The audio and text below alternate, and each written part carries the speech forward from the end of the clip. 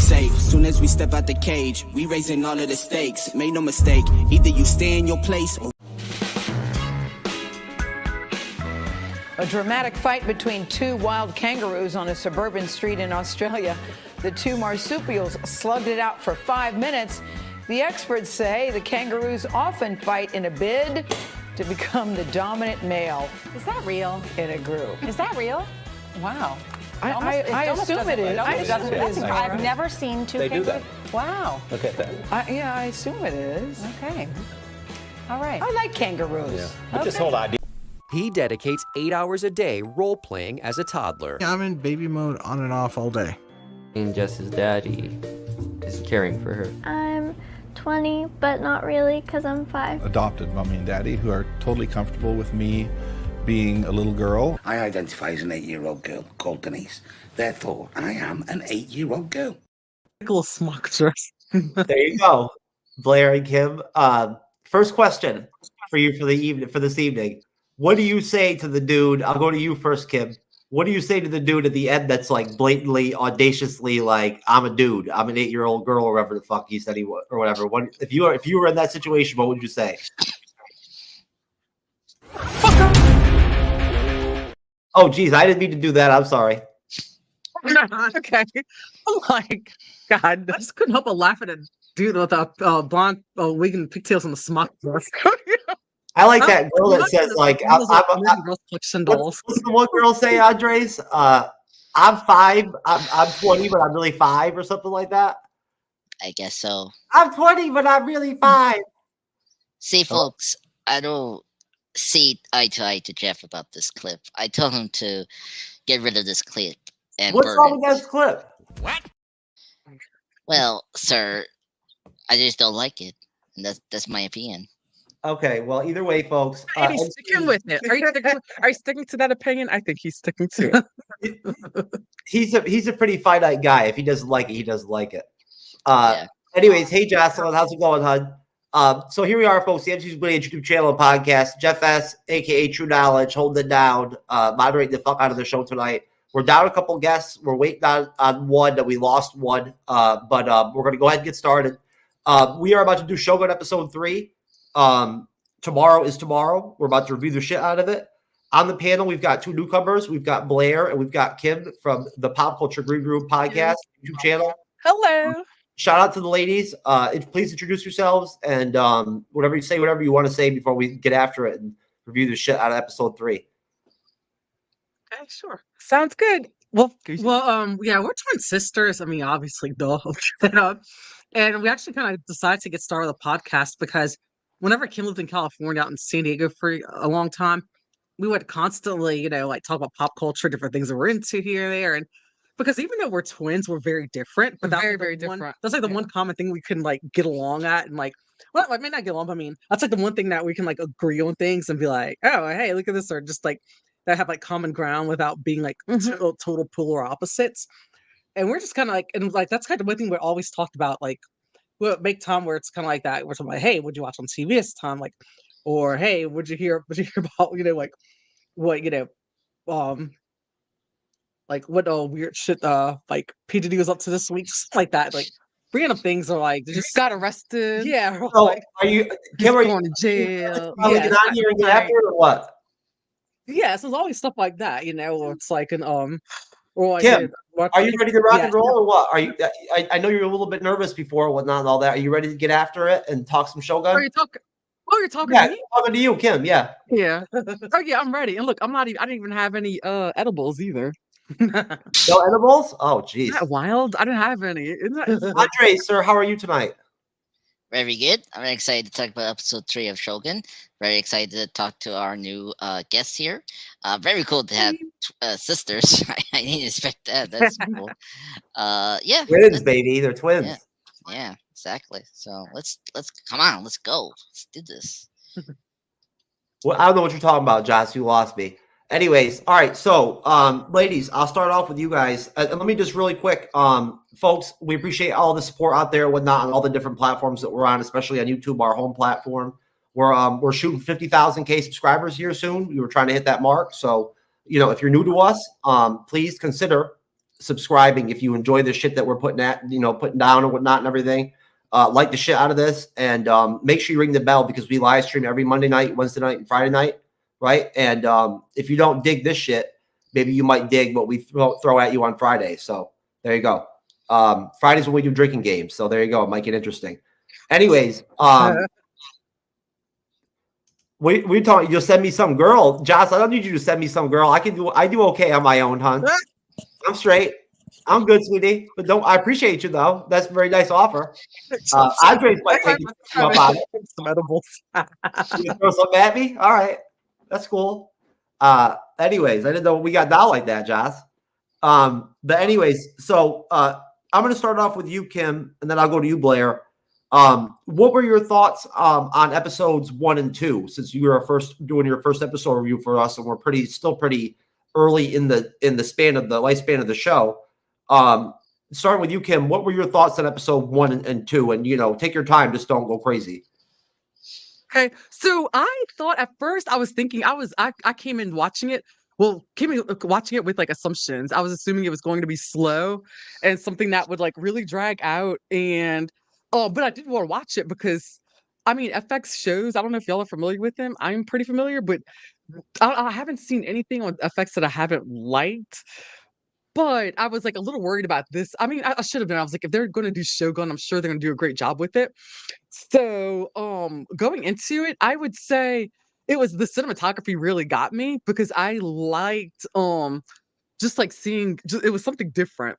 And it wasn't I felt like it wasn't like it I felt like I had like a little sense of like darkness, like a sense of it, but it wasn't like a serious like a dark feeling, if you know what I mean. If that makes any sense.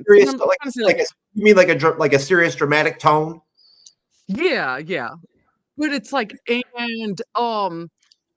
it's like I felt like you started to get a good scope of the characters and just started to I felt like it was more than surface level you were getting, but just more of like an actual nature of like who these people were and who they are. And it's like it just actually really put me in it.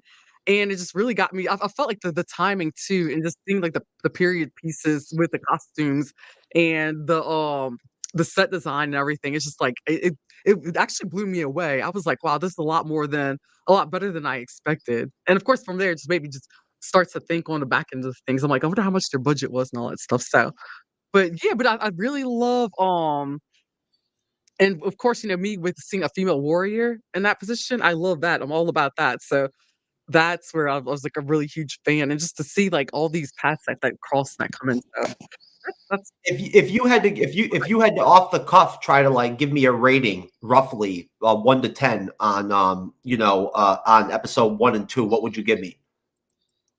I would say for episode 1, I would say 7. For episode 2, I'd say like 8.5. Okay, Blair, same question and the same deal. Can you give me a rating on the episodes too? Just give me a summary on like, what your thoughts were off those first 2. I would say for episode 1, I would actually give it a 9.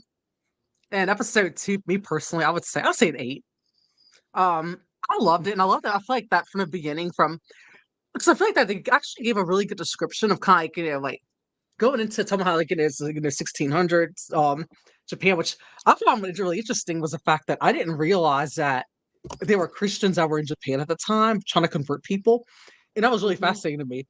But also the fact that I guess like I'm assuming they were the Catholics because it was almost like there was like how can I say this? They're like 2 different stories kind of like being told. They just end up merging together because he had like the I guess like the Protestant pirates overcame in from other parts of Europe, and because it's like the Catholics kind of like they knew it's it's like the Catholics knew like it's kind of the Catholics in Portugal knew like I guess like all the resources, all the things that they had to offer and like where they can get rich from, but they were just kind of like what did you say it?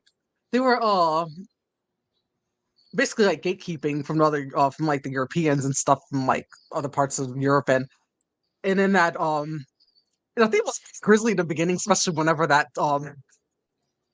was the captain of this ship. He the older guy, whenever he took his own life, because in fact they just kind of figured that everybody was dying, everybody was getting sick, that there was a point to it. The initial captain and whatnot from Black. Yes. It's so he had the scurvy. Then they went shipwrecked. What's that? He had the scurvy. He had scurvy. That was what was wrong with him. That's what he was all. He was all delirious and shit. That makes sense. Okay, yeah, that makes a lot of sense. I don't know what the definition is of scurvy or whatever, whatnot, and everything, but I know it's not good. It's when you're drinking salt water and shit like that, and whatnot, and you're not eating and whatnot at sea. It's kind of just he's like basically lost his mind. Yeah, essentially. That makes a lot of sense. Yes, and then it's like they run to these Japanese like soldiers, and like their whole problem that they have because there's like they have 5 people who are trying to fight over being the ruler until the son comes of age. Who was a kid. I think it was like I can't remember how old he was, but like young, but too young to rule. And so it's just really interesting because the fact that he's 5. Yeah, I feel like that they gave that story to us without having it to be so slow. And but there's also that part of me that's kind of wondering that. Also, part of me is kind of like also surprised that Blackthorn is actually still alive at this point. It's the fact that he had so many close calls of being What do you killed. think about Yabushiki having that like that mistress or whatever whatnot come in and like bang his son or whatever whatnot in front of him? That was weird. Yes, that was really weird. I was like, I was just kind of like, good. I think it was cool as hell. I think, like, you don't think he's a dope character? Not, oh god, that's kind of like lower boundaries. Yeah, that's my total roll back. Well, this is feudal Japan, baby. Come on. True. All right, I'll just pop culture guys. Let me get you in the conversation. Your thoughts coming off episode 2, going into episode 3. What were your now that you've had some time to digest episode 2 and you've watched episode 3? Looking back at episode 2, what are your thoughts this week on the episode? Are you talking to me or to who? Are you talking to me, Blair? It's just talking to me. I'm sorry. So episode no, it's okay. It's okay. It's weird with StreamYard. But yeah, so episode 2 was. I mean, I last week I gave it a 9.5 out of 10. I thought it was pretty good, and it delivered. How do you say more of the character development for Black Throne and some of the other Japanese characters that we're going to follow through this season.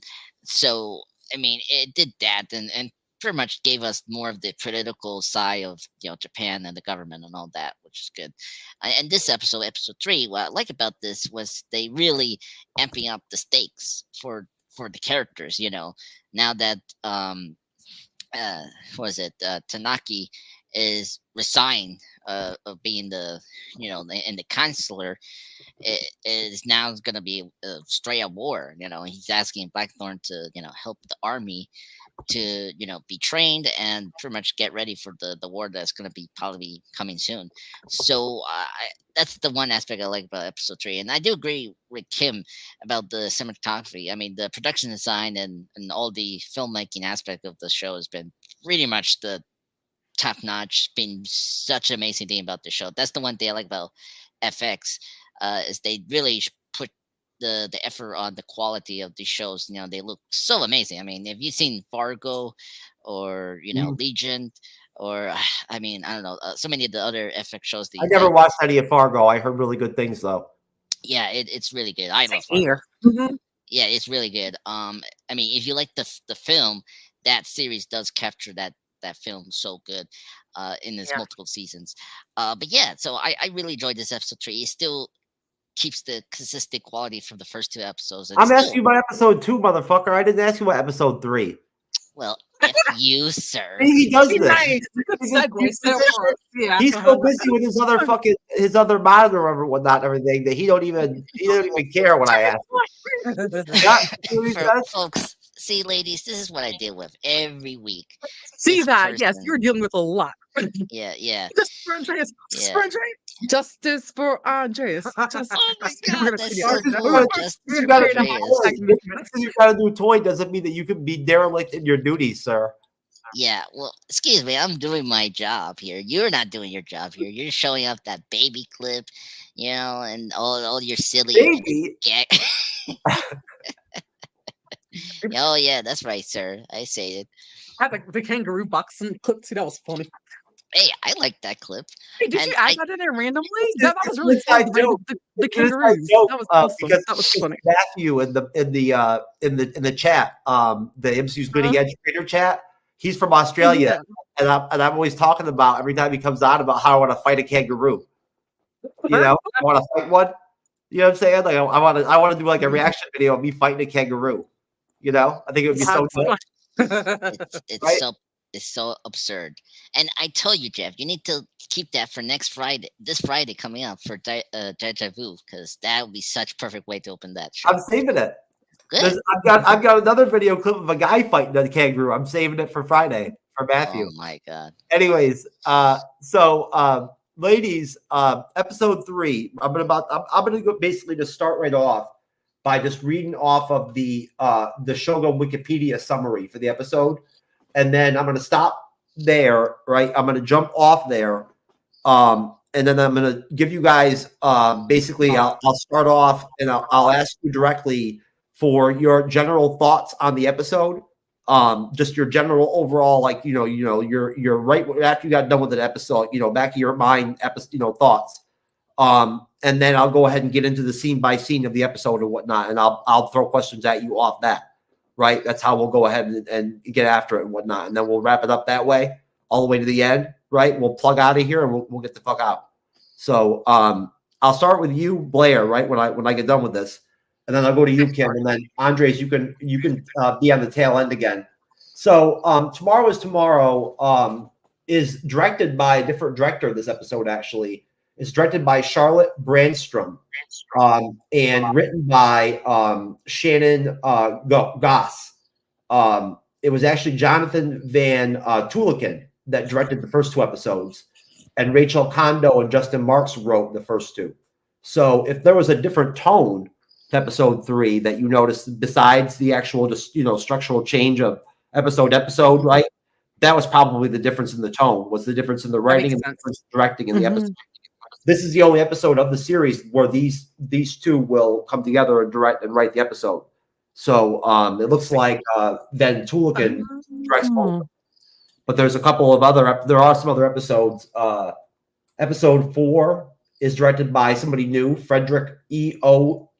Toy, and a different group of writers, Nigel Williams and Emily Yoshida, right? And then after that Frederick E.O. Toy on episode 5 directs that too.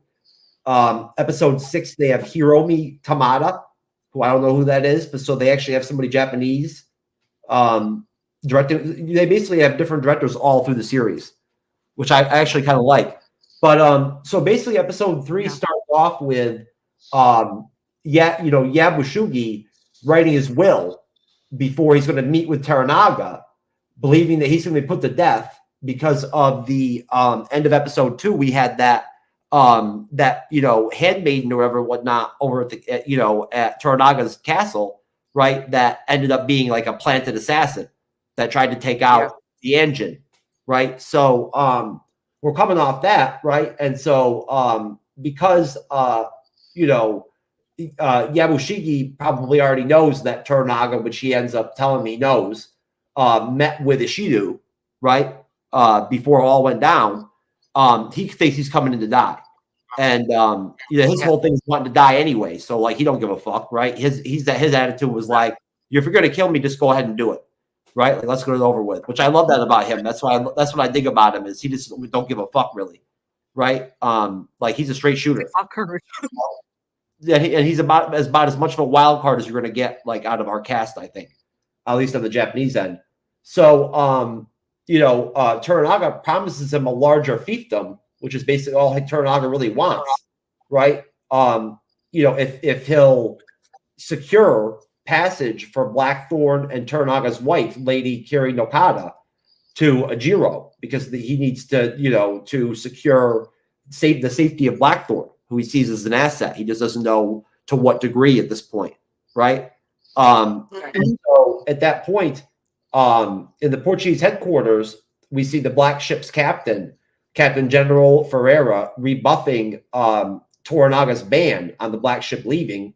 Again, coming off episode 2, where Toranaga basically told the priest, the Catholic priest, that like the ship couldn't leave, right, until he reevaluated the situation and whatnot, and knew more information. So the captain from the black ship says that we're leaving no matter what. Disregarding the Jesuits' concerns over having the black ship leave without real formal authorization. Ferreira instructs Rodriguez to prepare the black ship to leave that same night. So we see Rodriguez again in the episode, who's been great so far. And I'll stop there in the summary of the episode. But I'll go to you, Blair. What are your thoughts on the episode overall, in general, and then also just this the introduction to the episode? Well, I kind of feel like things are about to get ugly, so I'm kind of bracing myself for the next few episodes.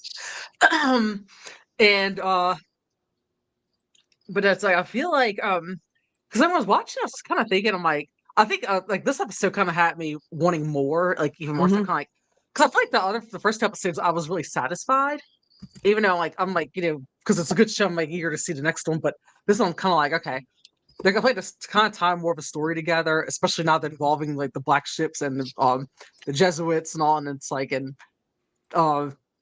things are kind of starting to get nasty. I'm kind of thinking, okay, I want to see what's gonna happen next. So it's kind of like that.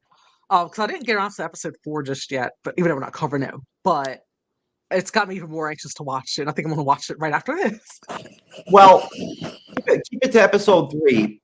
Give me your thoughts on that introduction that I laid out to you, where we see Yabashubi writing his will and all that and whatnot. Now I left a lot of meat in there throughout that intro that I read right there. There's a lot of stuff that occurred that I didn't really discuss or get into. Give me your thoughts on that whole introduction of episode 3. And the meeting with Toranaga and Yabushigi and their conversation, right? And that scene, and then we'll stop there.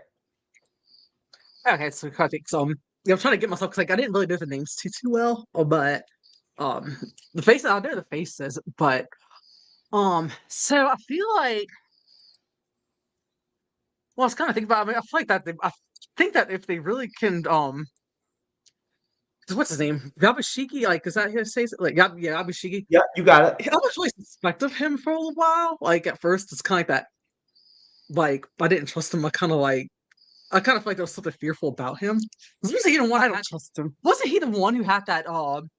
That one of what's his name? Blacksmith's guys boiled to death. Yeah, that was him. Yeah, he did.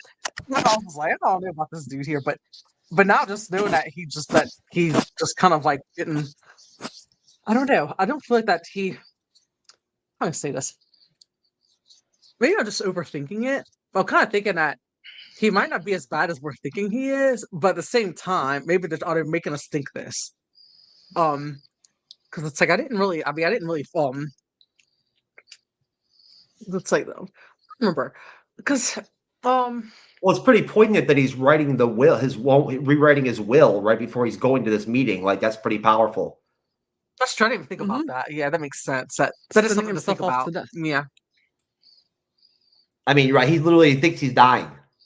So, what did you think of how that played out? That whole scene, because I think that the actor that plays Toranaga is outstanding. Yeah. Oh, yeah. Without a doubt. I mean, I feel like that. I'm trying to remember. I'm trying to brace up because like I watched this yesterday, like last night before I was falling asleep. I mean, she didn't take her. She always takes notes whenever she watches everything. I do it exactly. She didn't. I told her about this one. I just didn't get around to it. But that's on a little bike. No, it was my fault because I told her don't worry about it. So don't worry about it. Wing it. Yeah. Okay. Well, Kim, do you want to jump in? Do you have any thoughts on the intro of the episode 3? For me, it was.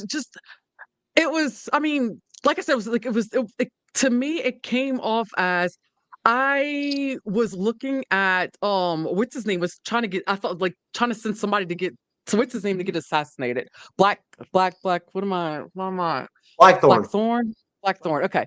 Yeah. And so it was just the whole thing of like, is he checking on? Is he trying to get him killed, or is he trying to save him? Like, what's going on with this whole situation? But to me, it's like the whole time I kept thinking, I'm like, okay, Blackthorn's still not dead. He's still alive, and I'm like, the whole time, I'm just like, okay, what's gonna happen next? What's gonna happen next? So that's where my head was at the beginning. I'm kind of like, okay, let's move on, and I like to rush things, so that's my problem. Like, So but then usually, like, you just wanted Blackthorn. You were like, this shit's boring. I was more into, like, I got more distracted by, like, the cinematography and the clues and stuff and the artistic, and that's the thing that which doesn't surprise me. I mean, because that's what I like to focus on with all my pop culture stuff. I'm sitting there looking at, I'm trying to think of who's designing what or whatever, and then I'm like, okay, where's more Blackthorn? Andre, did you freeze up on us or what? You still there? I think he's moving slightly. Maybe. Oh, this like oh, there you are. You bounced back, sir. Sir, do you want to jump in? Do you have any thoughts on that intro with that we have on the screen here with Yabashiga, writing his will, and then that meeting with Toranaga? I thought that was really powerful before we actually got the theme. Yeah. Excuse me. I am sorry. It's all right. I know you probably got a nut still left in there from that dude that earlier that you were blowing or whatever and whatnot before the show. So it's understandable. All right, Jeff. I can't. Do people slide in your DMs when you wear that hat? Sorry, I'm off the subject. Oh my God, you're so ridiculous, Jeff. No, what did I do? Oh God. Thank you. Oh my God, I got my voice back. Sorry, folks. See, the realistic thing, I have a job now, and I had to call people every day, so I had to talk. So Jeff doesn't understand that I have a job. I thought maybe you might have had a personal. I thought maybe No. Just don't talk, please. Just don't talk, silly man. I thought you might have. I thought no. Stopped over at. No. You're one. You didn't stop at the Savage She-Hulk. Come on. Let's go. Oh my God! Please don't do that. Oh anyway, so what is it? Was it the Akshaba writing the will to his death? It was very powerful because the fact that he's playing both sides. Because we talked about this last week in episode 2 that he's playing both sides. He's Toranaga's boy, though. You know what I'm saying? Like he's Toranaga's boy. Yeah. Oh, are we talking about the son? I'm talking about Yabashigi. Yabashigi is the son. That's the thing. He's the guy that's writing the will. Yeah. I need to. Wait, hold on. Let me get through this character because their names are a little difficult to remember. But yeah. He's the one that writes the will, and then he goes to the meeting with Toranaga, thinking he's gonna die. Okay, yeah. I think I know what you're talking about. But yeah, is that the same one in the last episode that he's the one that saved Blackthorn, right? The one that saved Blackthorn. Yeah, so I'm talking about that because remember he's playing both sides. Like he's taking the both sides either that will benefit him and benefit him to his family or his his ranking in the government. So it makes sense that he thinks that he's going to be killed by Tanaka in this episode.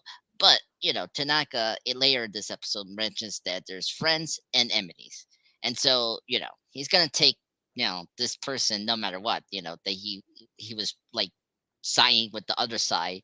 It's like it doesn't matter. It's just hey, it's just business. So it makes sense, and I really like that character. He's so funny and so just has so many personality that I like. That I hope he didn't die. I was worried that he almost died, but thank goodness the character didn't die. So I think this opening sequence was really good. It sets up the motion for him to work with Tanaka, and we'll see. Because in the trailer we didn't see much of him in the trailer for the season. Like I'm curious if he's gonna go back and forth. Oh, you know what? I'm glad you mentioned trailers, sir. Yeah.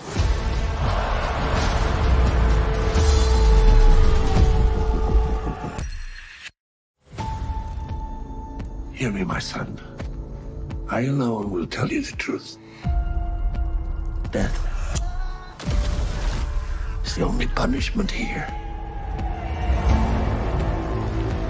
I have not told you my family name, but it is well known in Japan. Many years ago, a great injustice stole everything from me. I have learned one truth, that enemies are everywhere and friends nowhere. To show your true heart is to risk your life. Because death can come for us at any moment.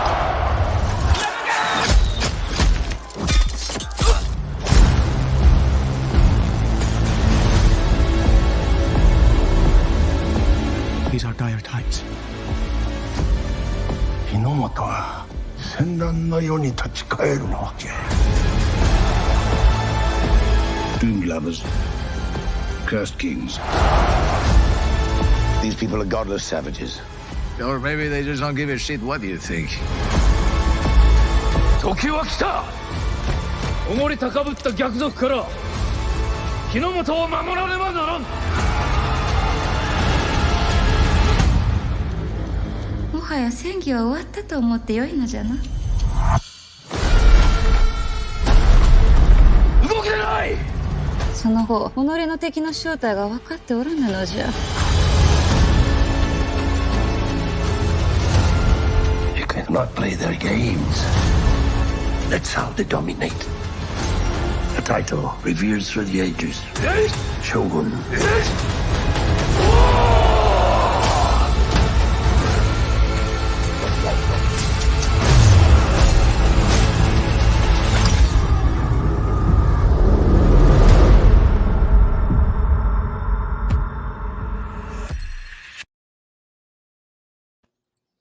Fuck yeah. That shit is dope as hell. So after that intro, Kim, they played the theme, right? For the episodes and whatnot, right? Before we get into Blackthorn. And you know, and the Catholic Church and everything and whatnot. Discussing with the captain about the black ship and all that. What do you think of the theme? That, you know, how it looks and everything and whatnot, then the music that comes with it and all that, you know, where it shows the ship sailing on the sand and all that shit and whatnot, right? And it shows the castle. I love it. It's like, because it's got like this dynamic feel to it, because it's like you see these two different, like, I guess you could say like lords or whatever, like these two different worlds like coming together, and it's just I love the just like the rush, just like uniformity of like the especially like when you see the women warriors coming in, or like their training and stuff and everything to fight. I love seeing that part. I love not so much, okay, and I love like how it's like we see the darkness when they are out there like getting I'm trying to talk, sorry, getting ready to set sail, and it's just like you're wondering like what's going to come around and come, like what's gonna be brought in. But to me it's like, and then I keep thinking, I'm like, how Blackthorn was like really kind of like written into the whole story, because it's like because it's, you know, like a fake story, not full myth, I guess that's what you call it, not myth. It's based off the novel by James Clavell. Yeah, okay, so it's a novel by, yes, James Clavell, but it's a fiction novel. But I like how it's like how this random character is kind of like thrown in there, but he made it work. And but just seeing like these two people, like these two families, like, or I guess families, lords, I mean, I guess you could say they're families, right? No, but no, like I think I'm just maybe I'm getting everything. How's it going, brother? All right, Kim, all I wanted was you on the theme. Blair, what do you think about the theme?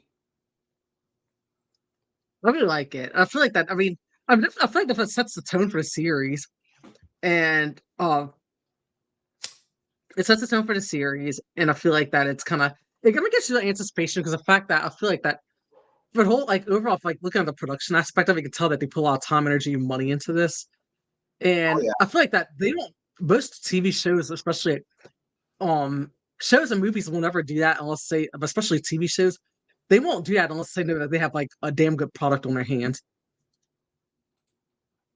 And I had because the fact that they did this back in the 80s, because I really remember my dad watched this when I was like, Yeah, that's so it's like I knew that if they're gonna do it again, they were gonna do it right. Especially if it was an FX doing it, I was like, yeah, I've got to watch this. So yeah, it's like, but I definitely like the theme definitely sets the tone for it, and so far it's delivered. Excellent. Andres, what do you think of the theme? It was good. I mean, it's pretty much very traditional Japanese music. If you like hear their traditional way of making music with the string guitars and all that, it really captured that sense of the 1600s of feudal Japan. So that was really good. And siding with the music, the tile sequence. I really like the tile sequence. I don't know if we brought that up last week, but it's really good. I like how we see the ship and then the sand that we saw. That's what I'm talking about, the theme, the title sequence. Yeah. Because I don't know, we talked about last week about that, but yeah, it's all really good. I mean, FX have really good like credit sequence with these shows. I mean, a lot of those like premium cables like HBO and Showtime and all that. So it's really good, and it shows you the symbolisms of what's going on with the show, especially with that samurai suit. Towards the end, before we see the title Shogun. So I really like it. I kind of very many Easter eggs in there I haven't noticed yet. Oh yeah, most definitely. That's the cool thing about playing the trailers is that the more you watch into the series, the more you start to realize what's in the trailer and what you're watching, right? And what you haven't seen yet. So you kind of get an impression of what's coming next. So moving on in the episode, we do get the conversation where we get the Black Ship's captain talking to the Jesuits about how he's taken off with the ship no matter what that night. He don't care about fucking Toranaga, right? Telling him they can't go nowhere. I'm going to start with you on this one, Andres.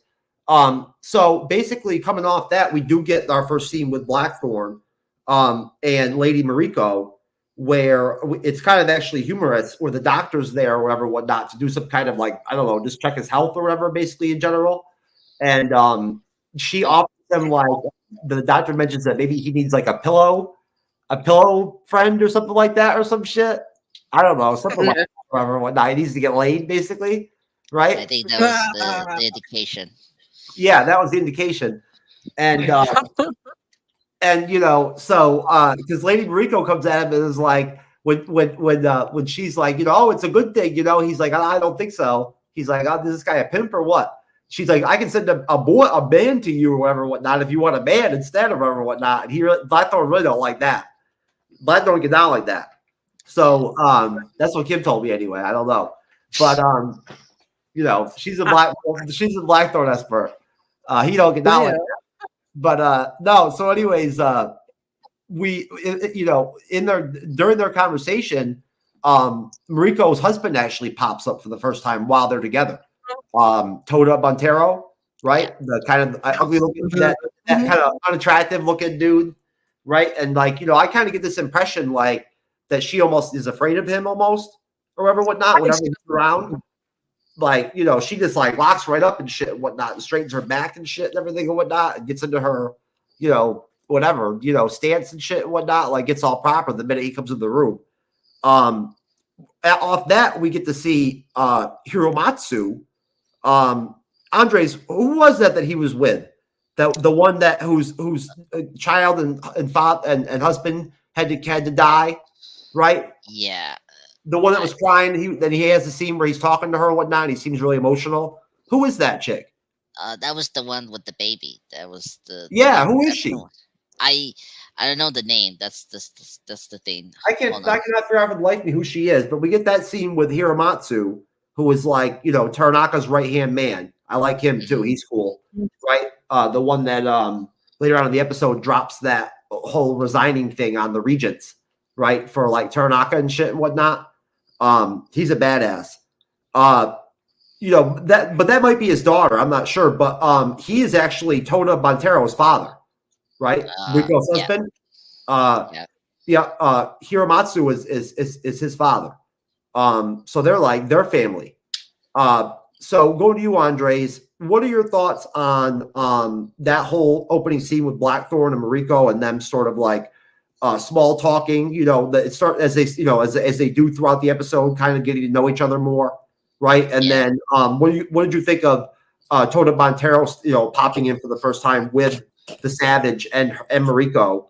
And then that scene with Hiramatsu and whoever the hell that girl is that was crying and whatnot, Yeah, well, so addressing the girl that we know, I forgot the name. She's the husband of one of those like soldiers with Tanaka from episode 1. I just can't remember her damn name. Yeah, I'm like looking at my notes, like her name is somewhere.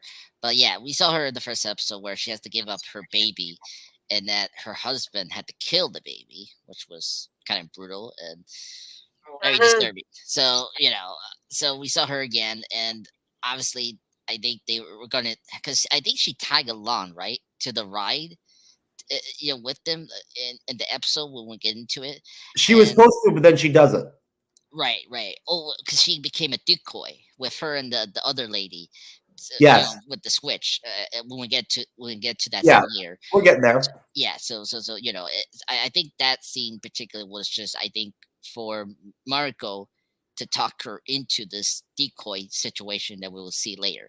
And then furthermore, the Blackthorn scene with Mariko and then I guess the doctor was very funny. I just laughed so hard when it's like you want someone else, man. I was like, what are you talking about? He's a man.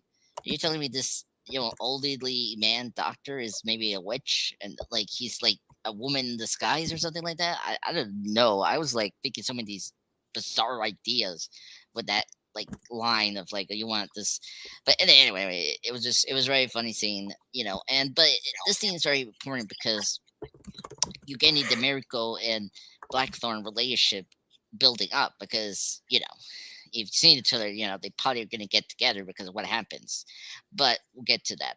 But so this is very important for their relationship to like develop, and I think the scene is very crucial, which we'll see later in the next. I love how you give away so much of what's going to happen in the episode during the time when I allot you and whatnot to contribute on a specific part of the episode. I love it.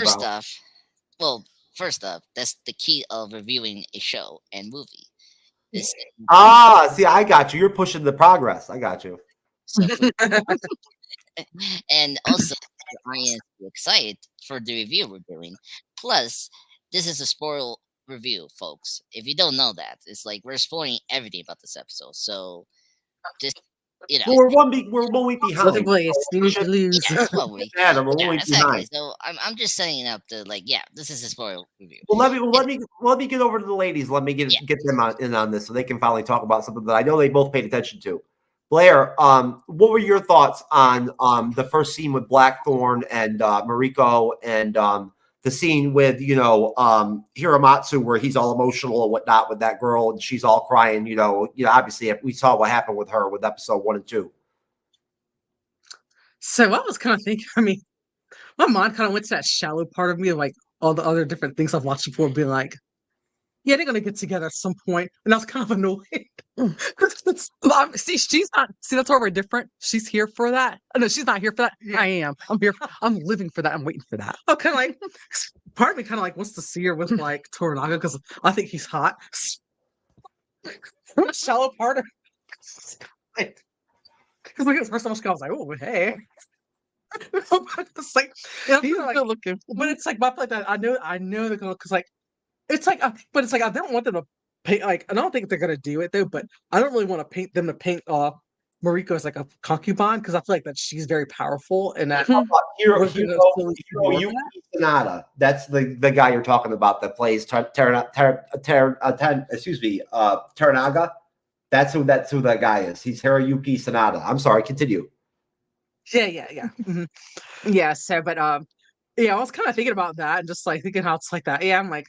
So it's kind of thing. I'm like, so it's gonna be episode 5 or 6, whenever Blackthorn and Mariko decide that they're in love with each other or something, or he's gonna try to rescue her, like Captain Sabaho. Oh no, like, did you like how Mariko was trying to make him go to the massage parlor or whatever, whatnot there for a minute? Yeah, I think I might eventually. So I think it's inevitably going to happen. I'd rather it not, but I probably will because I mean, I mean, everything about like this man wrote this book and like was it he wrote when did he write this book or whatever he wrote like in the 70s or whatever? I mean, I don't know anything about the man who wrote it, but I mean, I was kind of thinking that maybe he wrote this because he had a Japanese girlfriend or something. I had with that in mind. It's based off it's based off a true story. There was there was a guy that was similar to Blackthorn and whatnot and everything, right? And whatnot. And this is all based. It's fiction, all based off. Yeah, it just kind of like got thrown in. Okay. Nah, it's this actually happened. There was a dude that like went to Japan and whatnot during feudal Japan and whatnot, and all this shit and whatnot, and everything, and like met a woman and fell in love and all this stuff. It's all real. So that part really did. So it really did happen. Yeah, I thought it was just. It's just fictionalized. They don't use the real names and everything and whatnot and all that and whatnot. They use different names. Okay. Oh, so for the story, they. Oh, okay. Okay. So almost come. So, all right. Now, yeah, this is based off of a true person. It's based off a character that was like Blackthorn in real life. Okay, yeah. I was just cracking myself up because I was trying to be funny on purpose. No, you're good. Kim, what do you think? What did you think of that part of the episode? So I thought, okay, let's. Are we talking about like where I think that Mariko isn't in love with her husband and she doesn't love him at all? Yeah, that part, and then what's going on with the church, you know, whatnot, everything, and the black ship, because that's important, right? Like that's become an important part of the whole scope too, right? This happened during that time period too, where the captain's like, "Fuck Teranaga," right? I'm gonna take off with the black ship no matter what, and all that happened too. And then we did see that cool, that kind of emotional scene where you saw Hiramatsu, Teranaga's right hand man, with that emotional, girl or whatnot, everything. The one who, who's husband had to kill their own baby. Right. Yeah, that was horrific. And everything. But it's like but my whole thing is I'm starting to think is Toranaga, is he dead? Is he gonna die? I don't know. That we haven't gotten that far. I'm just like I'm racing. Okay, so this is okay. So Blackthorn. Remember, this is the Blackthorn scene. The first scene with Blackthorn with Mariko, with the doctor. All right. So I think for me, it's like I felt like she was being like honest and being vulnerable, like when she was talking to like in a way vulnerable, talking to Blackthorn. But it's like Blackthorn is kind of like, oh, I left my family, like everybody back home because the sea was calling him. Or he needed to go. And so it's kind of like, okay, yeah, but I feel like there's just more to it. I always wanted to do backstories, but for me, that's where my problem is. I don't know if it's the female girly thing inside of me where it's kind of like, that's where I'm kind of like, okay, so what's his whole story? Why is he really away from his family? Is he really trying to accomplish something? And is he trying to get into Mariko's pants? That's where my head is. I'm sorry. That's where I think about these things. I'm like I'm that's just looking okay. at them. You're just being honest. I'm watching their relationship. Like how does someone like I guess it is like me, huh? I turn everything into some kind of like romance thing or like a maybe you're a freak. We don't know. You could be a freak. Maybe you're just a fucking freak. Whoever whatnot everything. So that's why you have like the freak lens, right? Yeah, Andres, you know what I'm talking about. The freak lens, freak goggles. What I want to know, like that's what's like gonna like. I know I'm kind of veering off a little bit, but what I was kind of wanting. I mean, granted, I didn't like read the book or I didn't watch like the series or like the first series from the 80s or whatever. But I have a theory that the baby that was the son that was killed or whatever. So check this out. He was killed off camera. I don't think he's dead. Oh, so it's been on mine the whole time I've been watching this. Because I was scared for the baby and sad and thinking about it. I'm thinking, who knows? I mean, in Godzilla X or whatnot, right? Andres, the wife came back to life after the hurricane fucking sucked her away and killed her and shit and whatnot. So anything's possible. Mm-hmm. Yeah, I didn't even think about that. It happened off baby. But anyways, all right. So let me move on. So later on in the episode, basically, right, we get where they actually go to escorting what's supposed to be Yabushiga and his men through the woods, right? Lady Kiri, right? Toranaga's wife, and the one girl there, and the engine, right? Who's Blackthorn, to essentially, if I remember correctly, Aegir or something like that. Whatnot was supposed to be going? I forget. They're supposed to be going to Ajiro. That's their destination. That's where they swim to at the end, is Ajiru.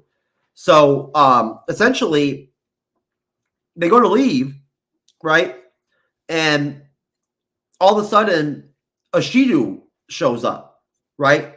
To essentially, like, he says he wants to pay respects to, like, the lady and whatnot and everything and all this shit or whatever, whatnot. Ashidu shows up and starts, like, fucking with shit. There's some tension there, right? And all of a sudden, while Ashigu's there, the chick who's pregnant, like, starts to do, like, a feint to throw off, Ishigi or whatever, and Toranaga slips into the litter, and Lady Kiri runs out, right? And the girl runs out, and they go back in the house, in the castle, or whatever, whatnot, and Toranaga jumps in there and, like, pretends to be, like, the lady or whatever, whatnot. They do, like, a little swap, right? It was very quick. And I didn't even notice it the first time I watched the episode. I only saw it the second time I watched it. But basically, at that point, you see, Hiramatsu is inside, and he goes in with the ladies, and he's like, it's in God's hands now, right? And Blackthorn notices Toranaga swap into the litter, and all of a sudden, some dude with a ponytail pops up and says he's got to verify everything in the whole shit, right? And starts rifling through the shit and everything and whatnot, right? Gonna go right to the litter where, like, Toranaga's at. And so Blackthorn's like, dude, nobody's gonna do nothing, right? Like, nobody's gonna say nothing, nobody's gonna do nothing. So he starts acting all crazy and acting like a fool and shit, and, like, talking all this crazy shit and whatnot to the dude and, like, hitting him and shit or whatever, whatnot. And Lady Mariko jumps in and is, like, playing off of him, right? And everything and whatnot. And they're, like, trying to distract the dude or, like, buy time or some shit to not have him get to the litter, because right at that point, Ishigi or whatever, whatnot, already, like, lended some of his guards to their force to escort them through the woods or whatever, whatnot. One of their leader or whatever is like, hey, come on, stop with this bullshit. Let's fucking go. So Blackthorn kind of saves the day right there and shit and whatnot. Like, he handles his business, right? And so does Lady Mariko, and that also kind of, like, tightens their bond. So basically, that's when we get, like, what is probably the best action scene we've gotten in the whole series so far, which is the fight in the woods, right? Where they get set up almost immediately, in the woods when, again, Blackthorn and Mariko are talking, right? And Riko's telling him about her husband. All of a sudden, Kiyama, one of the regents, shows up, right, with his soldiers and some of the Catholic soldiers and shit and whatnot, shooting, like, flame arrows and shit and whatnot, from higher ground, right, taking them out. That's when Lord Toranaga has to come out of the litter and fucking throw down, right, because shit's getting real. So he comes out and starts fucking throwing swords and shit and whatnot, and, like, him and fucking Yugashigi and whatnot are getting down, right, like, fucking just straight killing motherfuckers, right? Seriously. Oh, yeah. And that's when fucking we get the really good shot that Kim was talking about earlier, where we see Blackthorn and we see Mariko pick up spears and shit and whatnot, and they get in the fight, right? Because they're outnumbered, so there's no choice, they have to fight. So they start fighting and shit and whatnot. And Mariko is actually nastier in battle than Blackthorn is. Blackthorn don't even know what he's doing.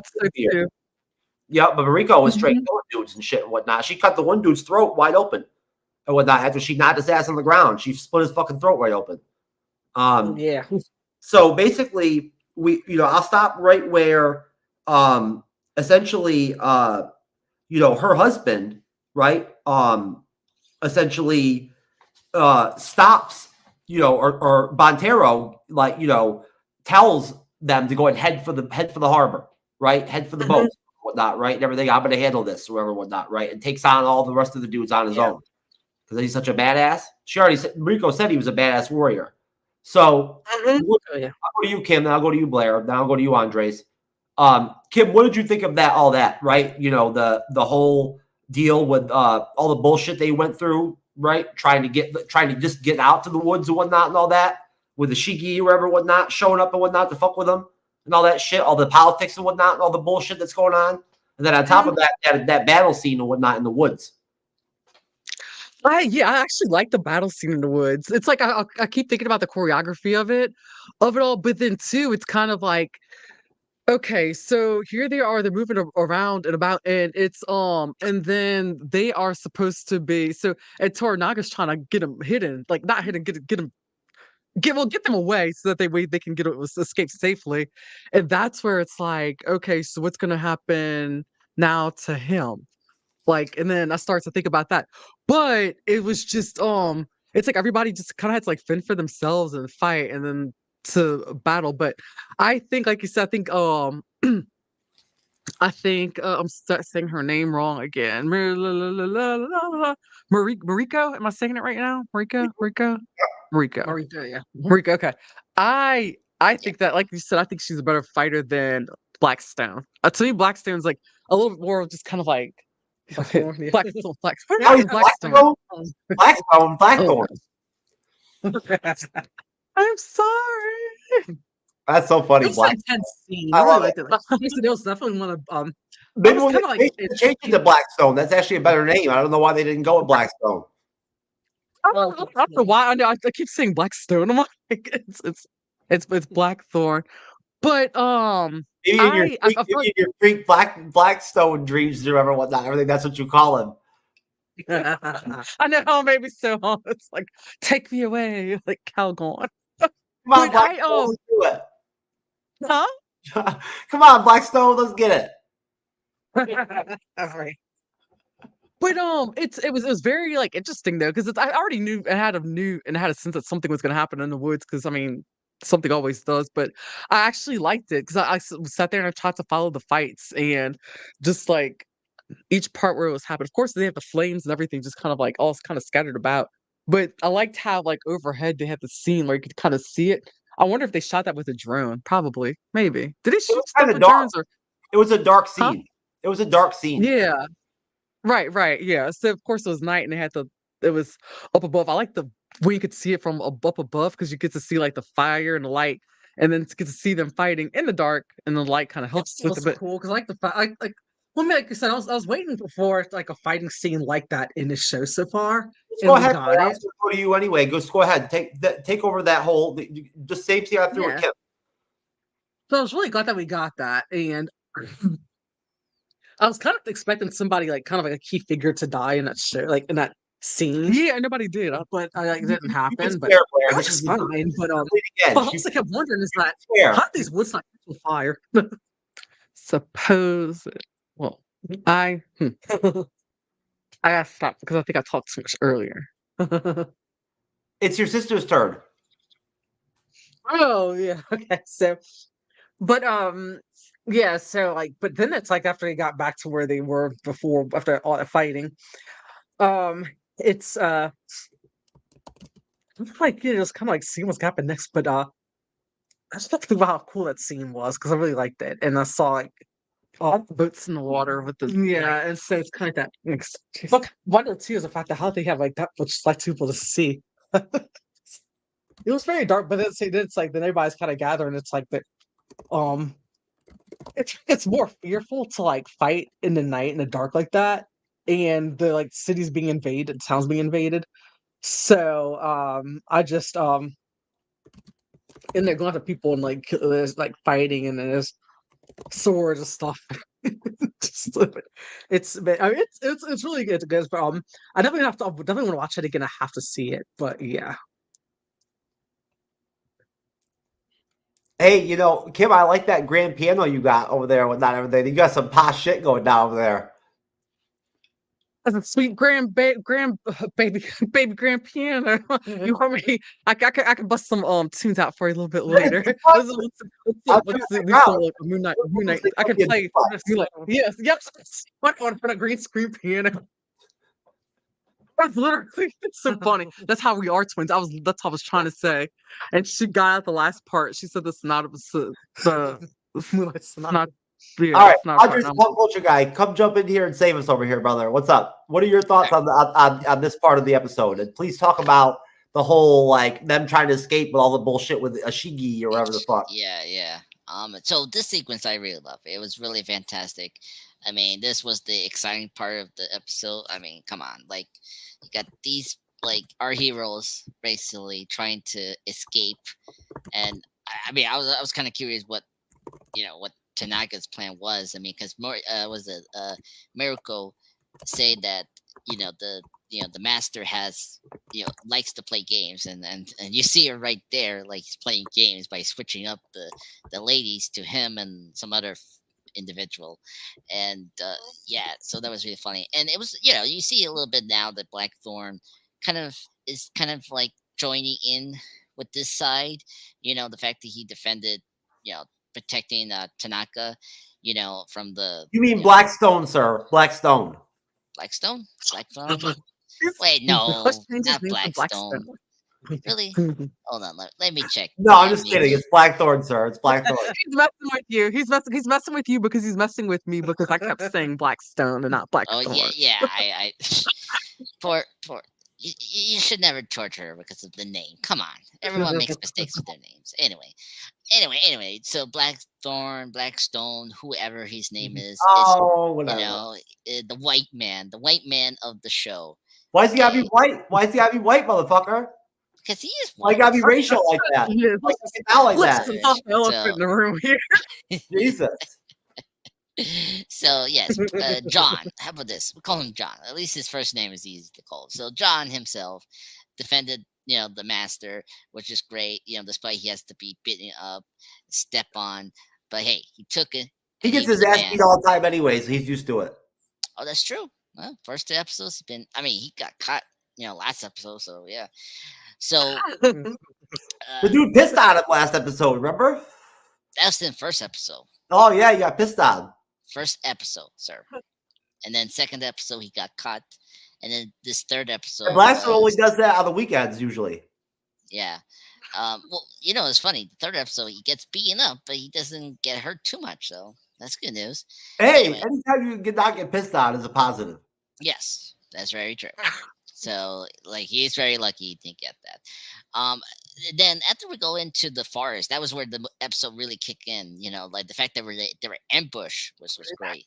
Right. Seeing the the other side attacking them, with the fire, arrows, which is cool. That's always a very unique weapon choice for them. And then see everyone scatter, which was kind of like, oh my god, nightmare. I mean, first off, that scene is really like great shot from the cinematography because it's difficult for us to see in the dark. And it is. I watched it on the TV the first time, and then the second time I watched it on my tab on my my iPad, and I could on the TV I could barely even make out what was happening. Yeah, I usually watch this in the computer, in Hulu, right? And luckily I crank up the the lights, the computer lighting of it, and it looks pretty good when you crank it up to 11. But yeah, so after that, I was like very intrigued where everyone's gonna do. And when when Tanaka came out from the box, he just goes like full sound wide on everyone, like just chopping limbs, knives, all that. It's pretty good. It's coming the street. So anyway, but what else? Trying to think what else that happened. Oh, the husband. Speaking of the husband, because we're into the husband of Mariko, right? I mean, first out, what's wrong with this guy? This guy is so awful. Like, he told his son to like be gone, before they left to the journey, right? And it's like, come on, dude. He was worrying about you and the mom. Oh, you mean Yabushigi? Yeah, Yabushigi, right? He was nasty though in the fight, though. He was no joke. No, I mean he was a good fighter. I mean, impressive, but I mean still. And then he looks at his wife talking to the John, the white boy himself, and he's so jealous, and he's like, something's up here. I can sense it. He just looks at him as a savage. Yeah, but like she's doing her job. It's nothing more. He's not expecting anything. So that, I mean, the husband is just awful. And when we get to his end, which I was happy about, I was like, oh yeah, this is good.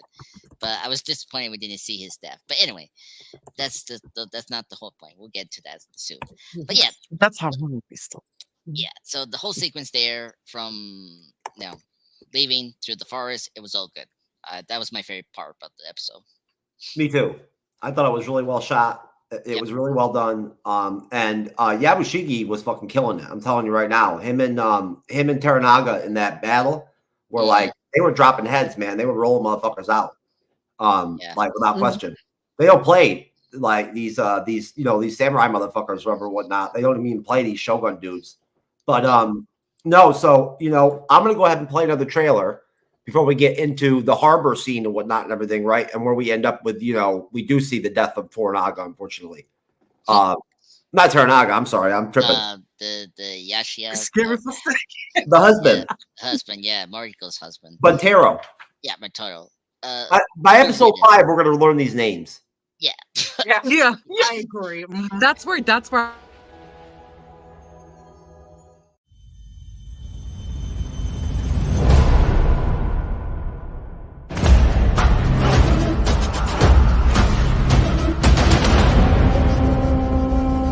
Maybe fate brought you here for a reason.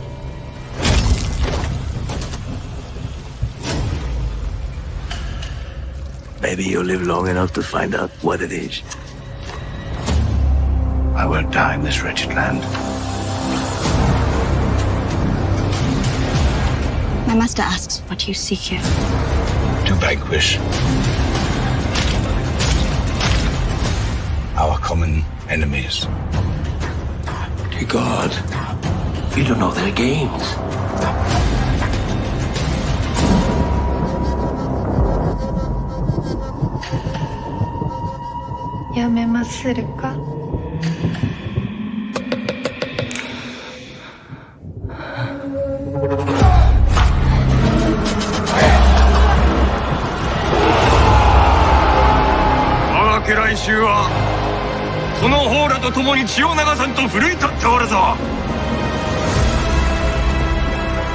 己の敵の正体が分かっておらぬのじゃ。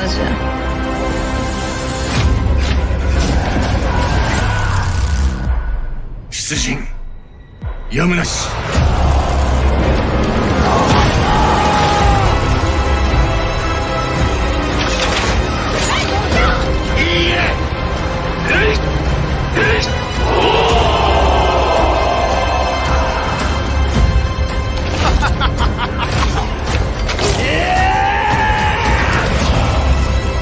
The ultimate rank a mortal can achieve.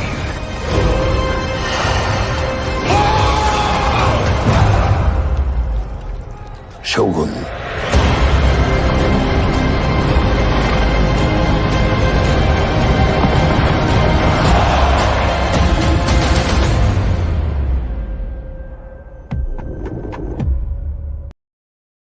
Yo, everything in that trailer is what comes out like after this episode. Seriously, like the majority of all that happens after. And I love that scene where we see Lady Mariko take on, like, she's talking to Yoshiki or whatever, whatnot, and she's like, you don't even know who the enemy is and all this shit. I can't wait till we get to that part. And when they go to war, that's shit. It's just gonna be off the fucking chain, yo. I know. I'm like, I think I'm gonna watch that like now instead of like Beverly Hills Beverly Hills season of whatever. I don't know. Forgot what season it is. For the reunion episode, that's gonna have to wait because I'm gonna go right into. They're going to war. I'm telling you right now. That's like when you see those cannons and all that shit and whatnot, and the guns and all that shit fighting in the trailer, shooting in the trailer. That's the regiment that Blackthorn's going to train for Toranaga. You know what I'm saying? Like that's when they go to war and whatnot and everything. And those are his. That's his shit. That's the fun part. Yeah. Yeah, I like battle. I love like battle movies and like war movies and stuff. That's one thing about me. You'll learn. I love like war movies and battle stuff. Andres, you called it. Those scenes of that fucking ship in the beginning are outstanding. And anytime they show Blackthorn in the ships, like sailing and shit and whatnot, everything, it always looks dope in the trailers. It always looks really cool. It's really sick. Yeah, like it looks very real. Like They spent a lot of money to like cover it so well. When we get to, like get into the end episode, like that was great. No, so exactly, Andreas. I'm sorry. Go ahead. Go ahead. Yeah, that's what I was saying. Like Andreas said, that's why I was wondering. That's where my head was like. I was like, I wonder what their budget was, like dollar amount, and then from there, it's like I want to like start deep diving and like wondering. Like, I can't even breaking find it down. estimates. Andres, can you look and see if you can find the budget? I already tried to look and I can't find anything on it. They haven't officially announced it yet, Kim. They don't a lot of times after the show comes out. Oh, okay, okay, that makes sense then. Yeah, If I had to guess, this is it's fascinated though. But I think I would say probably if I had to put a number out there, I'd say it must have cost over $100 million. oh, I would say so easily. For 10 episodes. Probably. That's like 4 movies, right? Yeah, it's true because it's a 10-part series, correct? Yeah, so that I mean, yeah, if you think about it, it's got to be over at least over $100 million at least. Yeah. Oh, yeah. A lot of money in this. I think you're on par with that. So basically, we get the best fight scene of the whole episode, right in the woods. And then we do see, unfortunately, all the Japanese characters and Blackthorn reach their boats to get to basically the Japanese galley that they're going to be, using as transporter, to get to Ajiro or whatever, whatnot. And Taro stays behind to cover their tracks. When he shows up, Blackthorn wants to turn the boats around and whatnot and everything. And Yugoshiki's like, no. Right. And you see a really powerful scene where you see Toranaga stand up and bow to him, from like the boat. And he's like, Toda, Hirokatsu, whoever, whatnot. Right. And all this shit and everything. And they bow to each other. And then you see Bontano just go and like take on this whole squad of dudes and whatnot and get killed, you assume. You don't see it though. They don't show you his death. Right, so he can come back too. You never know. Right.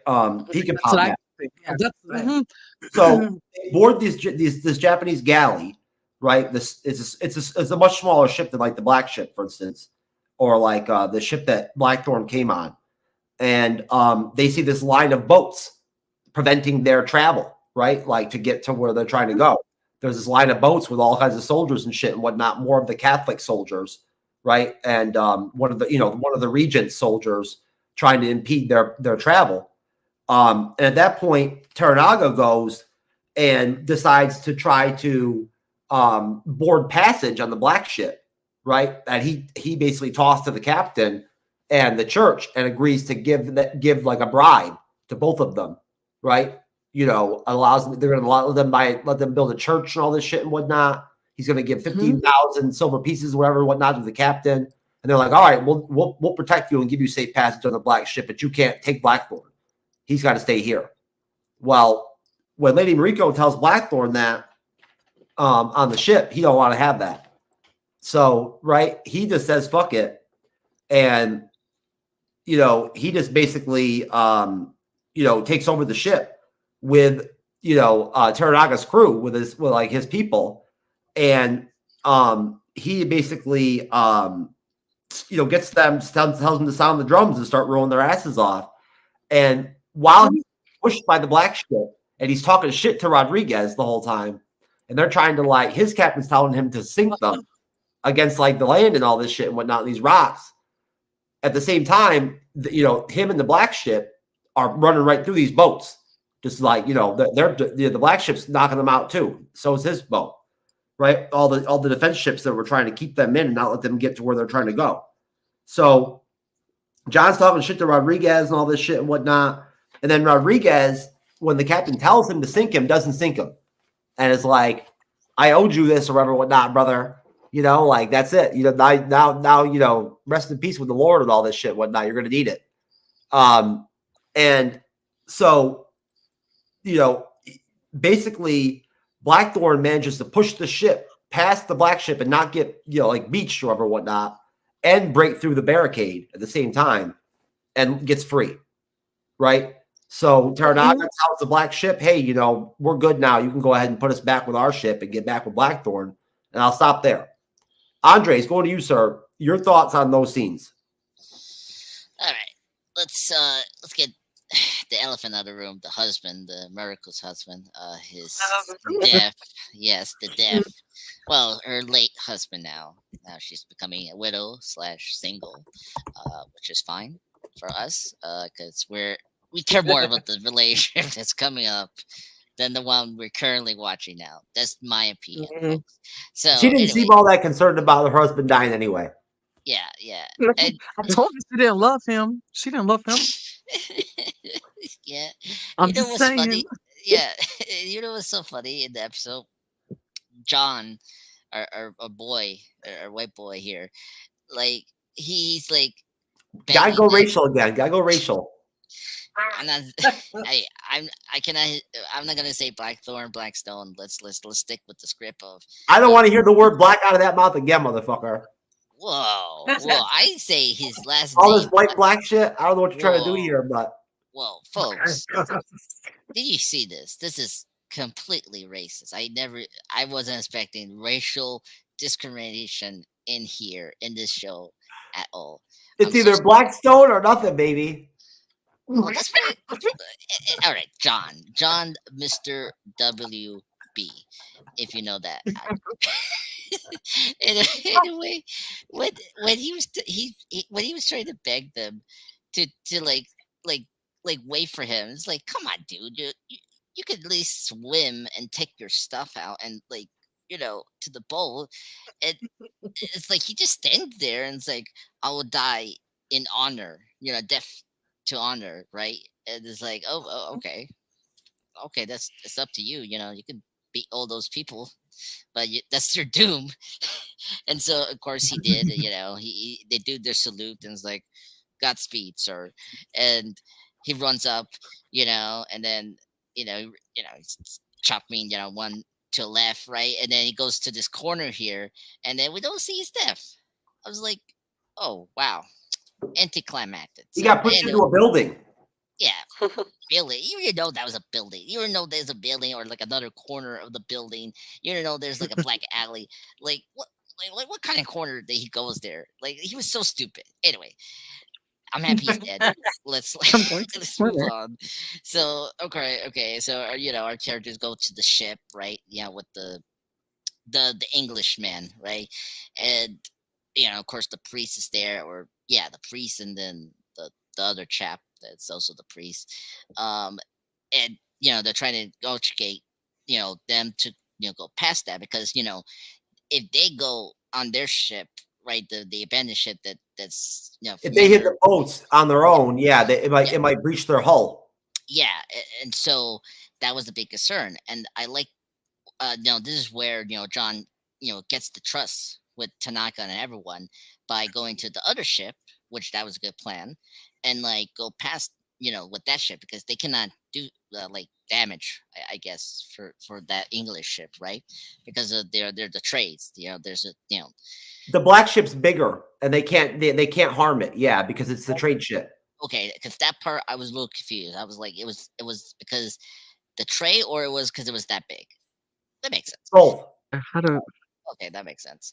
So yeah, and then of course, the English guy was like, just like he was just like playing around with the Tanaka and all that, and it's like, okay, he Rodriguez, Rodriguez on the black ship, right? Yeah. By the way, love him. He's my favorite character for this episode. MVP, right?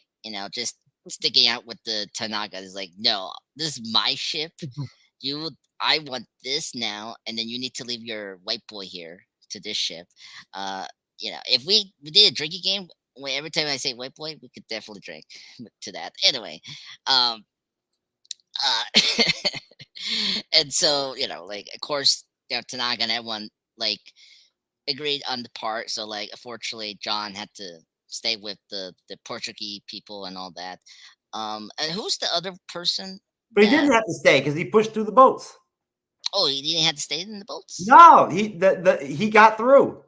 Yeah, well, that's true. I mean, he did help. So anyway, but yeah, so that was the plan, and they do it, and then we'll see it through. So really great sequence there. I was happy that the Mariko's husband's gone forever, maybe. But I do agree with Kim. or Blair, they brought up that like we didn't see the body, just like a horror movie, right? If you don't see the body, you're not dead. All right. That's how I feel. Yeah. Mm-hmm. Yeah. Like we didn't see the baby, which I think the husband's going to come back. I would bet more money on the husband coming back, Montero, than the baby. Okay. We It's need to probably make a see bet. Marika and Blackfoot or whatever. The baby can't get down Shogun style yet. It's not big enough, but that dude can. So we've literally gone from Blackstone to do we say blacksmith? Black So we didn't Swan. say blacksmith. Black Swan. And what was Blackfoot? This is okay. So we've we've renamed this poor I dude. thought you were doing Blackfoot too. Blackfoot, okay. Blackfoot. Why we did the white dude that way? Huh? Oh, Blackbeard. Blackbeard. How about black ass? Black ass? Let's go with black ass next. No. Hey, black ass. Oh my god. Oh I'm sorry, my folks. Hey, black ass, you black ass motherfucker. Anyways, Blair, what are your thoughts? What did you think, Hud, of the whole Mr. White Boy Blackthorn ramming through the boats, all that shit and whatnot and everything, and popping shit to Rodriguez and getting free? Just keep thinking every time I turn on, he's about to get killed. I mean, it's sad and much to do, but it's just that. I think I just haven't quite. I mean, I'm gonna say this. He's really not my favorite character. He's kind of annoying to me, in my opinion. And I think I'm just trying to like figure out what's next with him. I'm changing her mind on that though. It's just like it's just I see that Vanilla Latte needs to get together.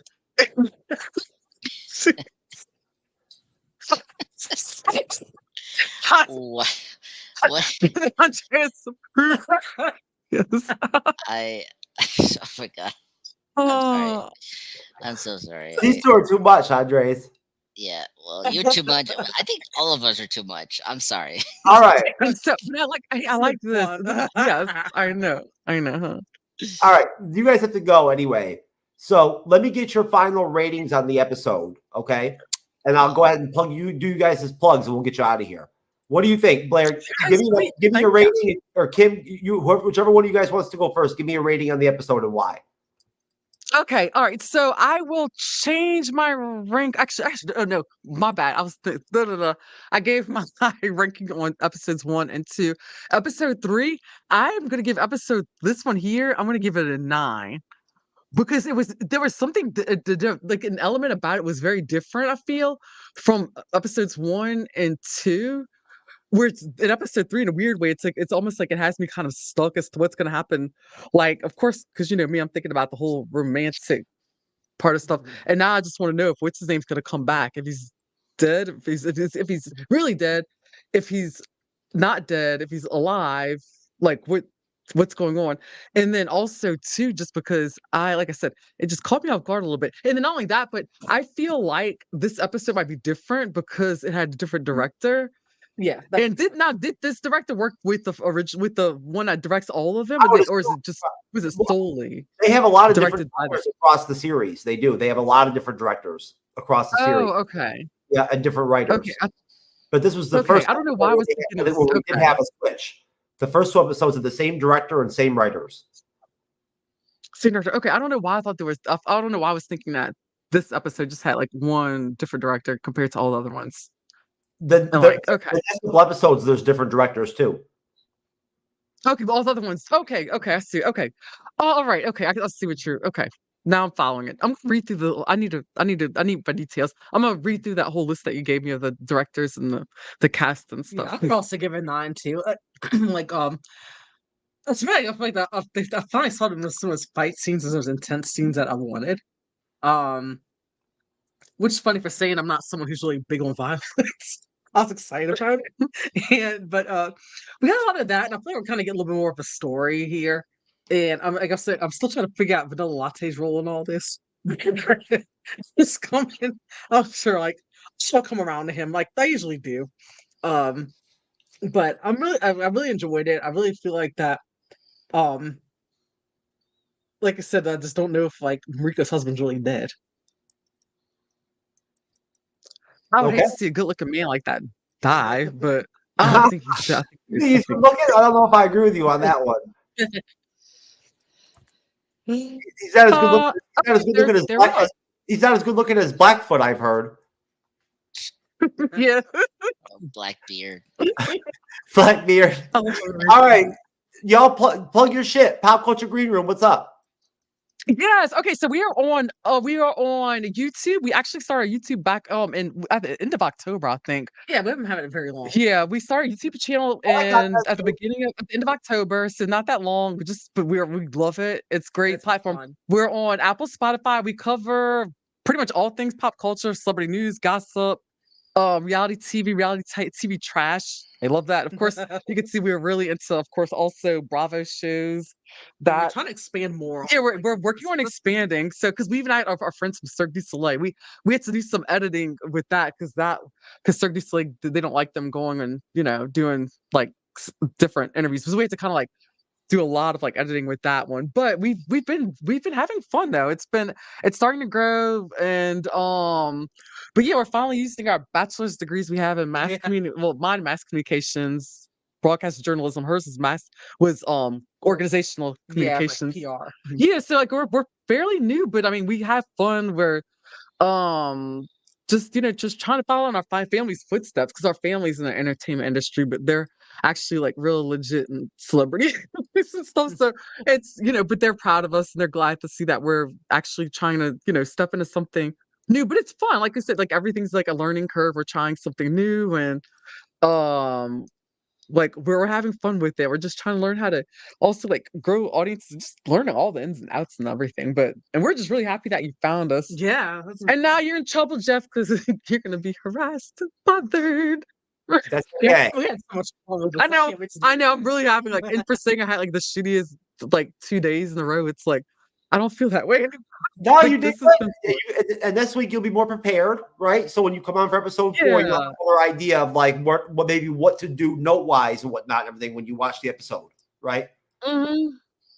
There you go. Oh yeah, exactly. I'm gonna be prepared. I'm gonna have my because I was trying to be like, okay, I won't take notes this time because I take notes for like usually everything. And I told Blair, me trying to be mean and strong or being a bully, let's start telling her, write down notes. Don't You take cannot take notes until you get to Andre's level of it on the panel. I didn't even know.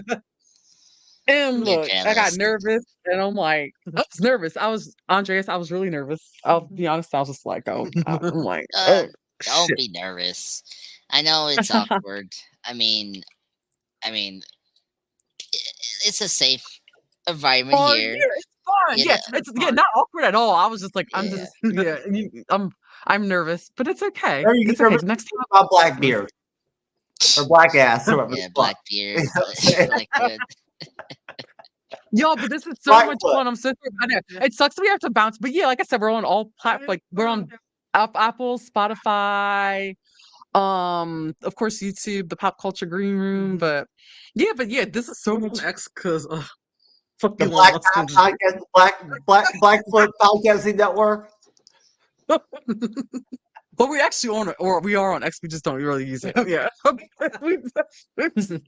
we haven't used it in months. But all right, ladies, it was good seeing you. Thank you. Thank Yeah, you. thank you. Yes, Thanks so much. This was fun. Thank you, Andreas. We're gonna look Justice for Andreas. We have the hashtags. We're gonna start. You're gonna wake up. You're gonna be like trending. Watch hashtag Justice for Andreas. Jeff, we have to think of something creative for you. We'll see you all later, Kim and Blair. All right, y'all have a good night. Good night. Bye. All right, sir. It's just the two of us. Oh my god. Those ladies were interesting. Oh my god, it's like we're back on the Bleeding Edge report. Yeah. Hey, look at this. We're in the hour mark, so that's good. Yeah. So, sir, what do you think about the rest of the episode? I mean, we get Blackthorn getting back with Teranaga, and then that's when Teranaga's boy Hiramatsu sends that letter of resignation to the region, and he reminds them that under the former Taimo or whatnot, you needed 5 votes to pass anything, and without Teranaga, they don't have 5 votes, so they can't really do shit. and they realize that, and they're like, "Oh fuck, we're fucked." So it's basically going to war, right? Yeah. And then we go off that, and we have Teranaga on the ship. We have Mariko talking again, getting to know each other some more, right? And right when Blackthorn is like telling her that he's sorry about the death of her husband, Teranaga tells Blackthorn he wants John to train a regiment in English warfare, naval warfare, and says to call him Hatamoto from now on, which is a great honor, apparently. So now he's recognized, and he's basically safe because he's actually really a partner or like an ally of Teranaga, right? And now Teranaga wants to go for a swim with him. So Teranaga wants to learn how to dive. So Blackfoot has to like go ragged diving and shit, whatnot, like 5,000 times for Teranaga, who says right around that time, tomorrow is tomorrow. He says it, the title of the episode, right? And today, I want to learn how to dive. So Teranaga then decides he wants to race Blackfoot, right, to the beach or whatever, whatnot, everything, right? And Mariko's like, and don't let him win. He doesn't like that. Yeah. And that's it. Yeah. You go black. Your thoughts, bro? Okay, my thoughts on these last moments of the episode. Awesome. Great way to end the episode. I was very hooked from the beginning of this episode to the end. I mean, I mean, first off, they, the fact that the priest, speaking, we need to pick up like the priest gave them the books that they had from. Oh yeah, the books, the manuscript from the ship. Yeah. Yeah. So and I was laughing so hard when they say, "Well, we know that you were probably lying and you're a betrayer because of the information from the priest." He's a pirate. A pirate, yeah, a pirate, right. Yes, they were calling him. Man, it's been a while since they call him a pirate. and then I love how they say, well, it's gonna take forever to translate that. Wouldn't it have been funny if instead of like calling them Haramoto or whatever, whatnot, he called them Blackfoot? You're gonna be called Blackfoot from now on? Yeah, Blackfoot, Blackbeard. I mean, because he's a pirate. Black ass. I'm gonna call you Black ass from now on. Or Black. It's a very honorable name or whatever. Or Black bitch. Black bitch. Yeah, Black bitch could work. Yeah. We're gonna call you Piss Boy. Piss Boy.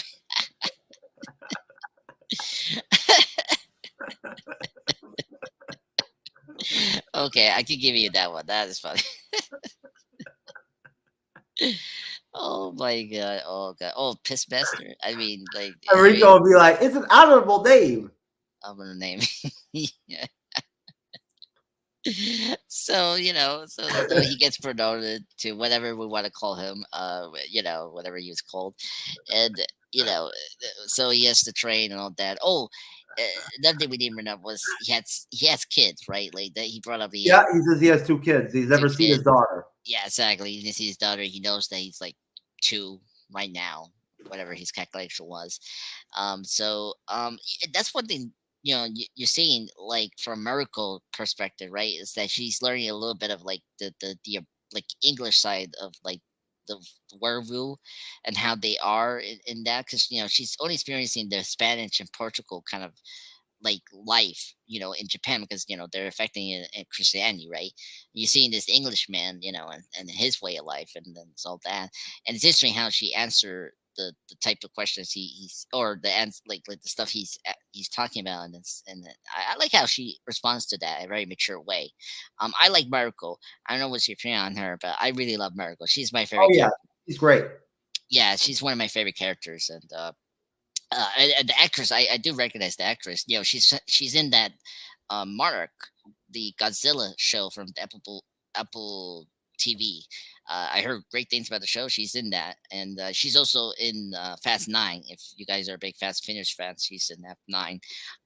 Yeah, so I like the episode, and then I like the part when he wants to learn to dive.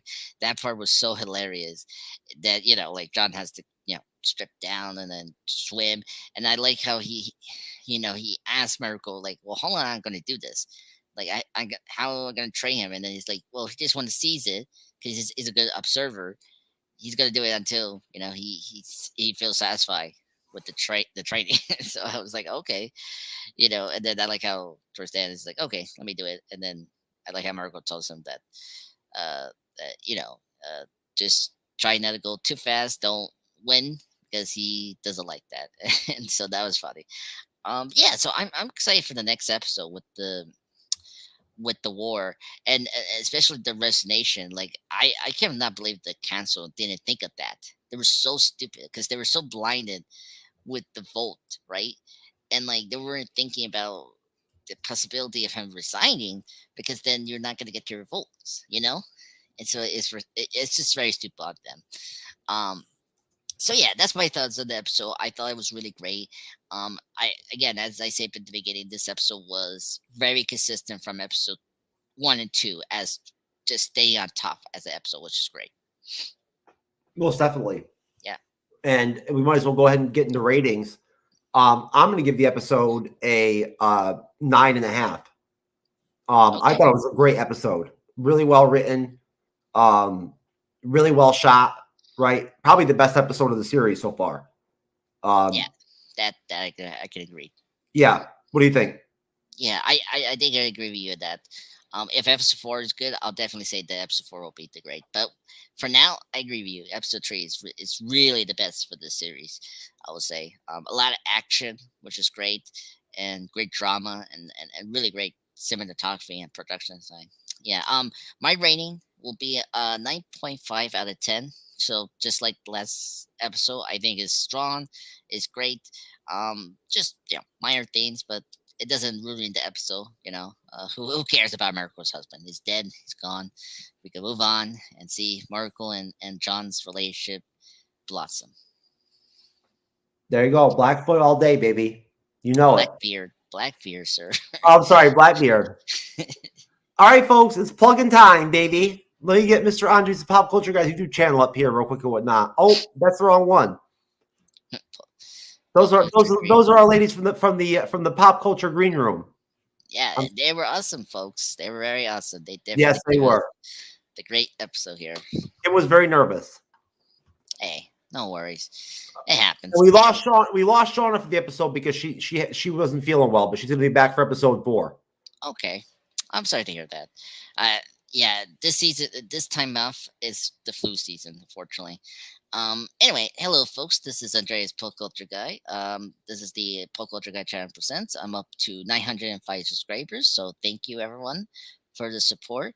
So recently today, I just posted my 30th anniversary tribute to Ace Ventura: Pet Detective, as me and Jeff did the live stream review of the movie last Sunday. In 2 weeks, on the 23rd, the 24th? Yeah, the 24th of March, me and Jeff are back again to do a live stream of Ghostbusters, the 1984 classic. So to honor its 40th anniversary, but also honor the new Ghostbuster film that's coming out in the 22nd. We did good. We had a good live stream. Yeah, I'm happy that it's getting a good review, so that's good. And same thing with the tribute. It rose really good today when I posted at 3:00. So yeah, so that's where I'm at. And yeah, I just want to thank you guys for supporting me in Cyber. And please help us hit the 2024 mark.